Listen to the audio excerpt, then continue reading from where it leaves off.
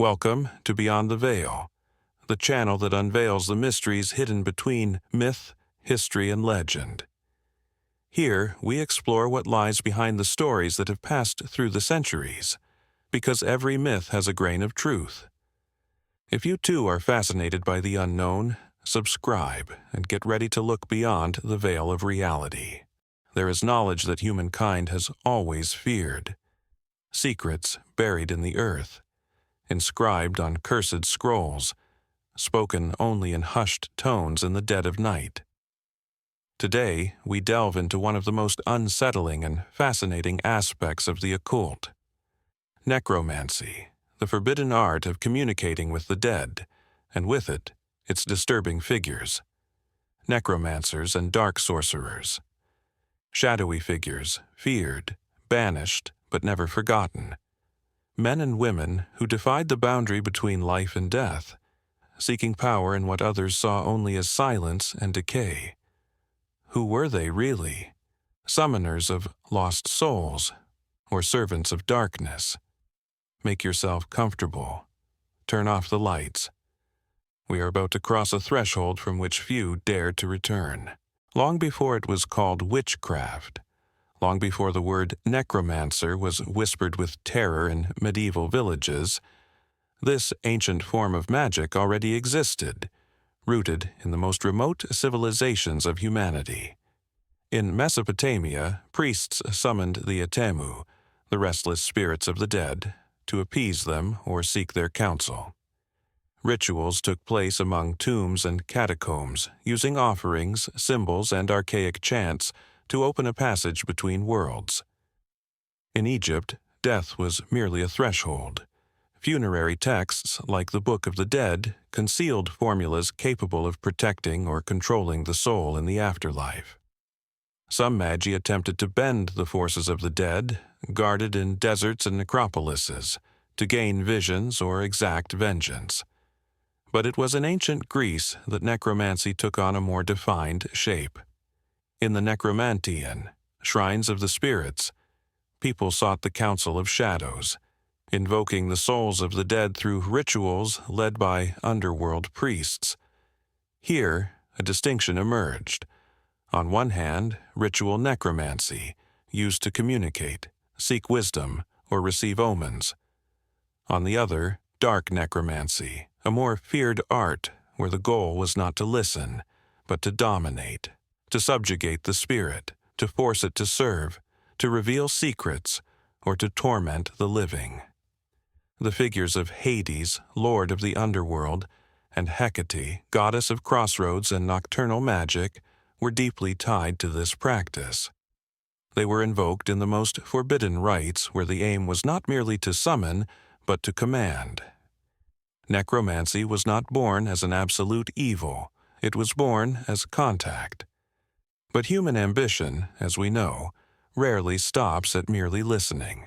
Over the centuries, the figure of the necromancer has taken on 1,000 faces, from arcane priest to the damned, from sage to monster. In the Middle Ages, the Church had no doubts. To summon the dead was pure heresy. Necromancers were seen as servants of the devil, accused of performing blasphemous rituals in graveyards, using bones and human remains to contact evil spirits. It was not uncommon for them to be burned as witches, even when their practices were more symbolic than real. But in the collective imagination, the necromancer became the one who spoke with the dead, who used knowledge to corrupt and destroy. And yet, in the shadows, some persisted. And it was precisely during the Renaissance, the age of reason and the arts, that necromancy began to breathe again, not in forests, but within the walls of forbidden libraries. Manuscripts like the Clavicula Salomonis circulated, a grimoire attributed to King Solomon, filled with sigils, invocations, and rituals to command spirits, or the mysterious Necromanticus, a vanished text rumored to describe the art of calling forth the souls of the damned. In this era, the myth of the cursed mage was born, the dark advisor of courts, able to predict death, summon shadows, and make enemies disappear. Some historical figures fed the legend. Scholars like John Dee, alchemist and occultist to Queen Elizabeth I, were both feared and consulted as dark oracles. They didn't always practice necromancy in the strictest sense, but they were cloaked in the same aura, forbidden knowledge, unearthly power. The necromancer thus became more than a mere summoner. He was the symbol of one who dared to cross the threshold. Not a madman, but a man who knew too much, and for that to be feared. When night falls and the world grows silent, there are places where the air turns colder, and the boundaries between the living and the dead begin to blur. It is in these hours, in abandoned cemeteries, in fields consecrated to eternal silence, that shadowy necromancers performed their darkest rites. The earth was not dug to bury, but to extract what remained. Skulls, bones, teeth, hair, each fragment was a direct link to the soul of the deceased. Blood, human or animal, flowed as an offering, tracing demonic sigils and forgotten glyphs on the ground, used to hold the summoned spirit, or to bind it. One of the most disturbing tools was the so-called Stone of the Dead, a ritual fragment, often taken directly from ancient tombs, engraved with forbidden names and symbols of power. It was said that, when placed on the chest of a corpse, it could recall the soul, or open a gateway to the underworld. But it wasn't just about communication.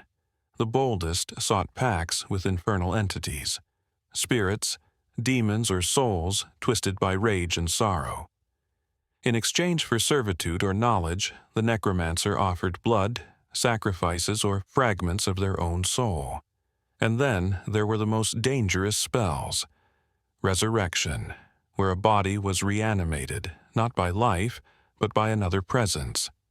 Possession, where the summoned spirit was placed into an object, an animal, or even another human being. And finally, the rituals of soul control, in which the necromancer bound the spirits of the dead to their will, as servants, spies, or living weapons. But every power has a price, and the more one handles the underworld, the closer one comes to becoming part of it. There are names that survive the centuries, not for glory, but for the terror they evoke. One of them is Michael Scot, a necromancer, astrologer, and Scottish philosopher who lived in the 13th century. Feared even by Emperor Frederick II, Michael was said to be able to speak with the dead, predict the deaths of those around him, and carry a book bound in human skin. But his fate was tragic. According to legend, he foretold the exact moment of his own death, but in trying to avoid it, was struck down by a falling, insignificant stone. Death, mocking, claimed him anyway. Some say his soul remains trapped in this world, unable to find peace. Then there is the dark and ruthless figure of Catherine Voisin, known as La Voisine, who lived in 17th century France. Officially a palm reader, in truth she was the queen of black masses, poisoned potions and dark rituals performed on behalf of the nobility. It was said she conducted ceremonies involving infant sacrifices to summon infernal entities in exchange for love, power, or vengeance. She was arrested during the infamous Affaire des Poisons and burned alive. But no one ever discovered how many dark secrets she carried into the flames.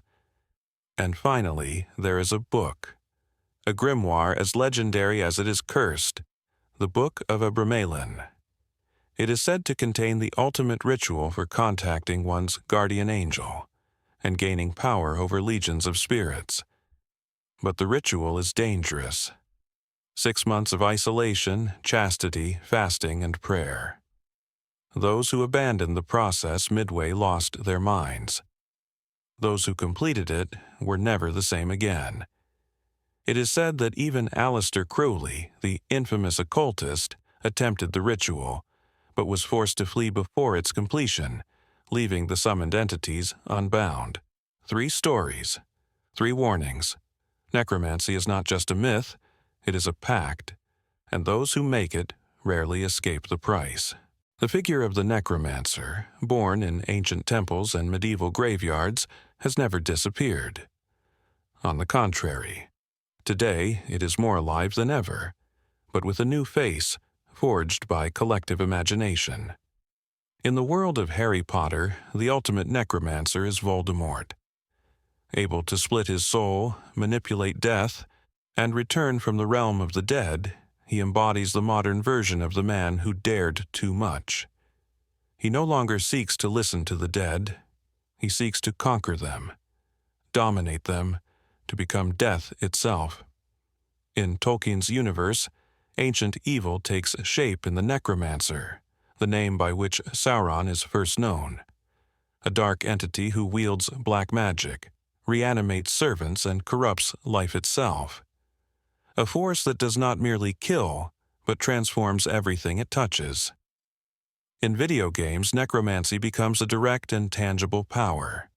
In Diablo, the necromancer is a summoner of the undead, a master of bone, decay, and poison. In Skyrim, he is an ever-present threat, solitary mages who reanimate corpses in crypts, manipulate spirits, and raise armies of the dead. The archetype is clear. From simple seer, the modern necromancer has become Lord of Death. No longer one who fears the unknown, but one who commands it.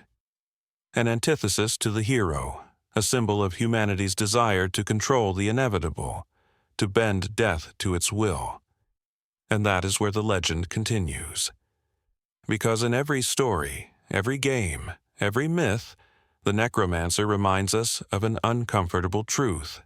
Death fascinates, and those who challenge it become legend. But those who dare to speak with the dead don't always come back. The shadows listen, but they do not forget. And once the door to the underworld is opened, there is no guarantee it will ever close again. What would you do if you could summon the soul of someone long gone? Would you be ready to pay the price? If these mysteries fascinate you, if you too wish to keep exploring what lies beyond the veil, subscribe and prepare for new journeys through legend, terror, and forgotten truths.